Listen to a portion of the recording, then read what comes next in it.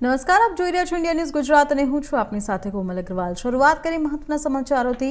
અમોદ તાલુકાના ભીમપુરા વિસ્તારમાં નર્મદા નદીની કેનાલમાં મોટું ગાબડું પડતા હજારો લીટર પાણીનો વેડફાટ થયો છે। માત્ર 1 વર્ષ પહેલા જ આ નહેરનું રિપેરિંગ કરવામાં આવ્યું હતું, છતાં ફરી ગાબડું પડતા તંત્રની કામગીરી પર સવાલો ઊભા થયા છે। નહેરમાંથી પાણી લીક થતા અનેક ગામોના ખેડૂતો પાણી વિના પરેશાન બન્યા।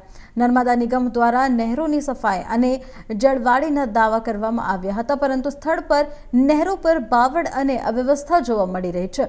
તો આ મામલે આમોદ તાલુકા કોંગ્રેસ પ્રમુખ નરેન્દ્રભાઈ પટેલ ચીમકી ઉચ્ચારી છે કે જો વહેલી તકે નહેરની કામગીરી નહીં થાય તો કોંગ્રેસ ખેડૂતોને સાથે રાખી નિગમની ઓફિસ પર તાળાબંધી કરશે।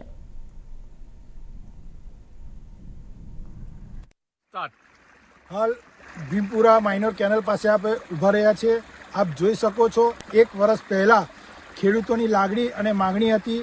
ખેડૂતોની રજૂઆતને ધ્યાને લઈ આમોદ તાલુકા કોંગ્રેસ સમિતિ દ્વારા આ જે કેનલમાં ગાબડું પડ્યું હતું તેનું સમારકામ નર્મદા નિગમની ઓફિસે રજૂઆત કરવાથી એ સમારકામ કરવામાં આવ્યું હતું।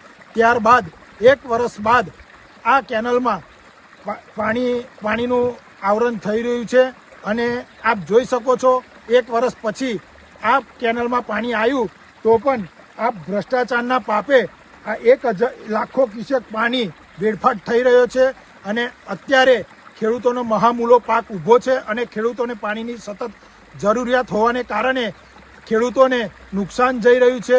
એના કારણે જે નર્મદા નિગમના ભ્રષ્ટ અધિકારીઓ છે તેમને ખરેખર આ પાણી છોડતા પહેલાં આ કેનલનું નિરીક્ષણ કરવું જોઈએ। સાફ સફાઈ થઈ છે કે નથી થઈ, ગાબડું પડ્યું છે કે નથી થયું, પણ એ ભ્રષ્ટ અધિકારીઓએ કોઈપણ પ્રકારનું ધ્યાન રાખ્યા સિવાય કે નિરીક્ષણ કર્યા સિવાય આ પાણી છોડવામાં આવ્યું છે અને ખેડૂતોને મહામૂલા પાકને નુકસાન થઈ રહ્યું છે। તો પણ આ અધિકારીઓ પંખા નીચે બેસીને ભ્રષ્ટાચાર જ કરવામાં માંડ્યા છે અને ખોટા બિલો ઉધારવામાં આવ્યા છે।